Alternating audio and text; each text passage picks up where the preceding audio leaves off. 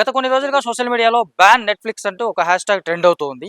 ఎందుకు నెట్‌ఫ్లిక్స్‌ని ఇండియాలో బ్యాన్ చేయాలని వీళ్ళు హ్యాష్‌ట్యాగ్‌తో ట్రెండ్ చేస్తున్నారనే విషయం చాలా మందికి అర్థం కాలేదు. కానీ అసలు విషయం ఏంటంటే, గత సంవత్సరం డిసెంబర్ 1 తారీఖున తమిళ్‌లో రూపొందినటువంటి 'అన్నపూర్ణి' అనే ఒక సినిమా విడుదలైంది. నయనతార 75వ సినిమాగా రూపొందినటువంటి ఈ సినిమా డిసెంబర్ 1 నుంచి నెట్‌ఫ్లిక్స్‌లో స్ట్రీమ్ అవుతా ఉంది.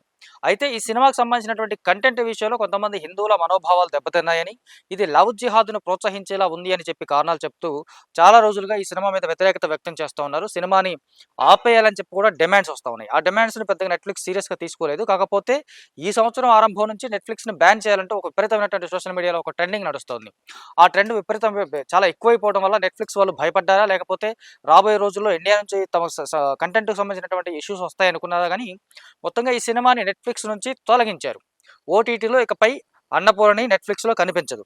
ఒకవేళ దానికి సంబంధించినటువంటి సీన్‌లు ఎడిటింగ్ చేసుకోవడానికి కూడా అవకాశం లేనట్టుగా ఈ సినిమా రూపొందింది. ఇంతకీ కథేంటి? ఈ సినిమా ఎందుకు హిందువుల మనోభావాలు దెబ్బతినేలా ఉందనుకుంటున్నారు?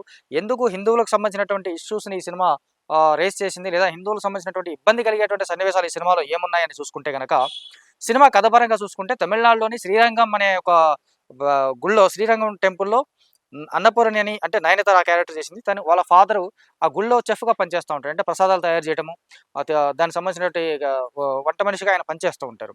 అంటే ఒక రకంగా ఒక సద్బ్రాహ్మణ కుటుంబం, ఆర్థడాక్స్ ఫ్యామిలీ వీళ్ళు.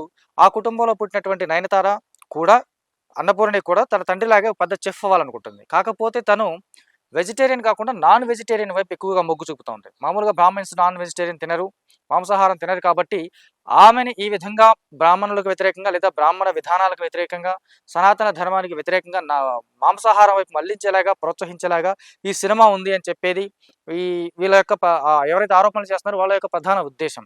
ఆ కారణంగానే సినిమా రిలీజ్ అయిన దగ్గర నుంచి, ఓటీటీలో స్ట్రీమ్ అవుతున్న దగ్గర నుంచి కూడా దాన్ని వ్యతిరేకిస్తా ఉన్నారు, ఆపాలని డిమాండ్ చేస్తా ఉన్నారు. దీనికి సంబంధించి మొదటగా మహారాష్ట్రకు చెందినటువంటి నీలేష్ అనే ఒక శివసేన కార్యకర్త అక్కడ సీఎం దృష్టికి దీన్ని తీసుకెళ్లాడు. పోలీస్ స్టేషన్స్‌లో కంప్లెయింట్ చేశారు, కోర్టులో కేసులు వేశారు. మహారాష్ట్ర సీఎం కూడా దీనికి సంబంధించినటువంటి ఇష్యూని రేస్ చేయడం జరిగింది. ఆ తర్వాత మహారాష్ట్రతో పాటు మధ్యప్రదేశ్ లాంటి రకరకాల ప్లేసుల్లో ఈ సినిమా మీద కేసులు పెట్టడం జరిగింది. సినిమా దర్శకుడు నీలేష్ కృష్ణ, అతనితో పాటు నయనతార ప్రొడ్యూసర్స్ పైన కూడా కేసులు నమోదయ్యాయి.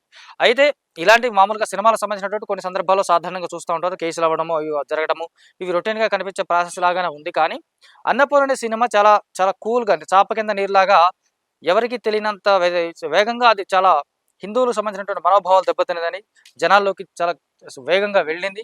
వాళ్ళందరూ దాన్ని గుర్తించారు. అంతేకాకుండా రాముడిని దూషించారని ఇప్పుడు ప్రస్తుతం ట్రెండింగ్‌లో ఉన్న విషయం కాబట్టి, రాముడిని కించపరిచే ఇలాంటి వ్యాఖ్యలున్నాయని, లవ్ జిహాద్‌ను ప్రోత్సహించేలా ఉందని, హిందువుల మనోభావాలు దెబ్బతీసేలా ఉందని చెప్పేసి ఒక స్ట్రాంగ్ పాయింట్స్‌ని వీళ్ళు పాయింట్ ఔట్ చేయడం, ఆ పాయింట్ ఔట్‌కి కారణంగా కోర్టులో కేసులు ఇంకా అంతవరకు తీర్పులు ఇంతవరకు రాకుండానే నెట్‌ఫ్లిక్స్ ఈ సినిమాని నెట్‌ఫ్లిక్స్ నుంచి తొలగించడం అనేది జరిగింది.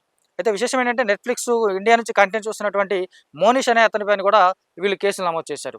సినిమాను తొలగించారు కాబట్టి కేసులు విత్‌డ్రా చేసుకుంటారా? లేకపోతే ఆ కేసులు అలాగే కంటిన్యూ అవుతూ వీళ్ళు కోర్టుల వరకు వెళ్తారా అనేది వేచి చూడాలి.